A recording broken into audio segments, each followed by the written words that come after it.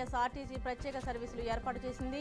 September 20 నుంచి October 2 వరకు 7,754 special బస్సులను అందుబాటులోకి తీసుకువస్తున్నారు. సద్దుల బతుకమ్మ, దసరాకి ఊరికి వెళ్లే వారి కోసం మేజర్ బస్టాండ్ల నుంచి స్పెషల్ సర్వీసులు ఉంటాయి. తిరిగి వచ్చే ప్రయాణికుల కోసం కూడా ప్రత్యేక బస్సులు నడపనున్నారు.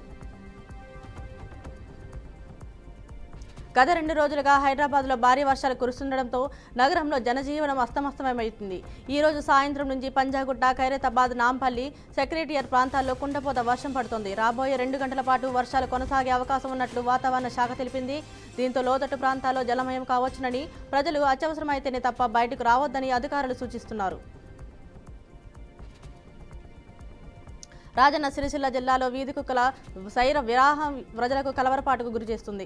రోడ్లపై తిరుగుతున్న వీధి కుక్కలు ఎవరినైనా కనిపించిన వెంటనే దాడికి తెగబడుతున్నాయి. పిల్లలు, వృద్ధులు కుక్కల దాడికి గురయ్య ప్రభుత్వ ఆసుపత్రికి తరలింపుమవుతున్నారు. రోజురోజుకు కుక్కల ఉన్మాదం పెరిగిపోవడంతో స్థానికులు భయభ్రాంతులకు లోనవుతున్నారు. ఈ సమస్యపై మున్సిపల్ అధికారులు తక్షణ స్పందనను కోరుతున్నారు. దసరా నవరాత్రి ఉత్సవాల నేపథ్యంలో ఆదిలాబాద్ జిల్లాలో భద్రతపై అధికారులు రంగంలోకి దిగారు. పోలీసు ఏఆర్ హెడ్ క్వార్టర్స్ వద్ద దుర్గామాత మండప నిర్వాహకులు, ఉత్సవ కమిటీ సభ్యులతో జిల్లా ఎస్పీ అఖిల్ మహాజన్ సమావేశం నిర్వహించారు. నవరాత్రి ఉత్సవాలకు భక్తి శ్రద్ధలతో శాంతియుతంగా నిర్వహించుకోవాలని కమిటీ సభ్యులకు సూచనలు చేశారు.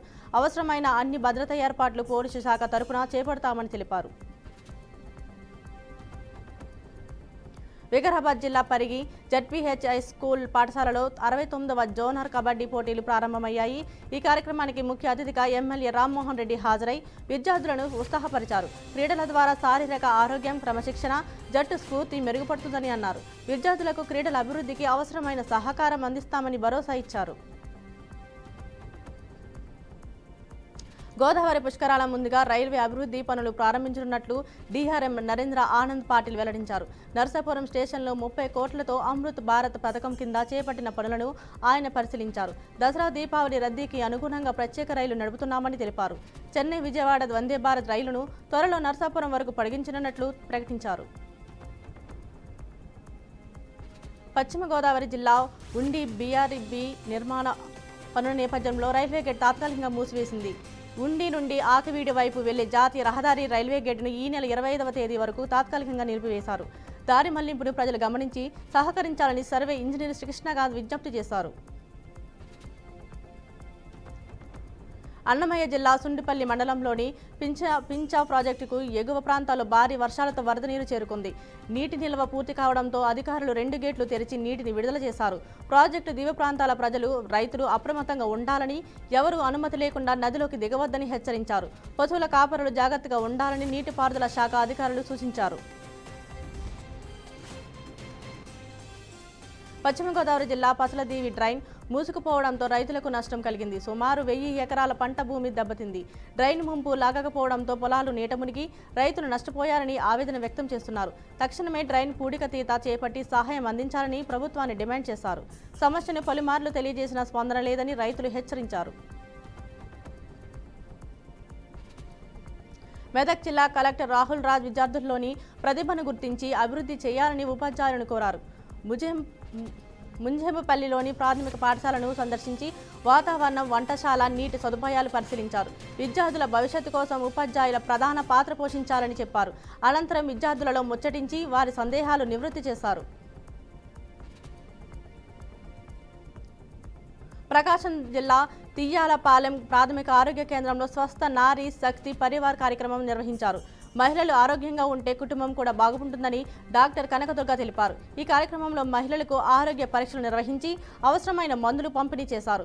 ముందస్తు వైద్య పరీక్షల ద్వారా ఆరోగ్యం కాపాడుకోవచ్చని అధికారులు సూచించారు.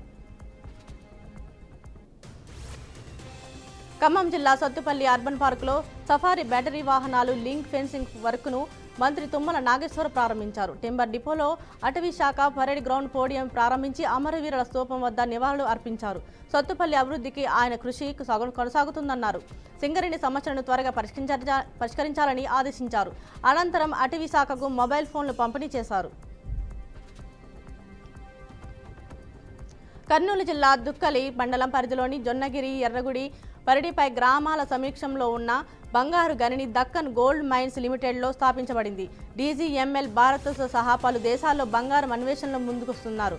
మేనేజింగ్ డైరెక్టర్ హనుమాన్ ప్రసాద్ ప్రకారం భారతదేశంలో బంగారు ఉత్పత్తి 1.5 టన్నులు ఉందన్నారు. గని కార్యకలాపాలు ప్రారంభమైన తర్వాత దాదాపు 1 టన్నుల ఉత్పత్తి పెరుగుతుందని చెప్పారు. తెలంగాణ జాగృతి అధ్యక్షురాలు కల్వకుంట్ల కవిత ఈ నెల 21 మాజీ సీఎం కేసీఆర్ స్వగ్రామం చింతమడకలో ఎంగిలిపూల బతుకమ్మ వేడుకల్లో పాల్గొనున్నారు. తర్వాత 24న సిద్దిపేట జిల్లా వర్గల్లోని శ్రీ విద్యా సరస్వతి దేవాలయాన్ని సందర్శించనున్నారు. చింతమడక గ్రామస్తులు హాజరు కావాలని కోరడంతో షెడ్యూల్ ఖరారైంది. బతుకమ్మ వేడుకలకే పరిమితమవుతుందా లేక రాజకీయ ప్రకటనలకు అవకాశం కలుగుతుందా అనేది ఆసక్తి ప్రతిపాదిస్తుంది. రంగారెడ్డి జిల్లా శంషాబాద్ అంతర్జాతీయ విమానాశ్రయంలో భారీగా బంగారం పట్టుబడింది.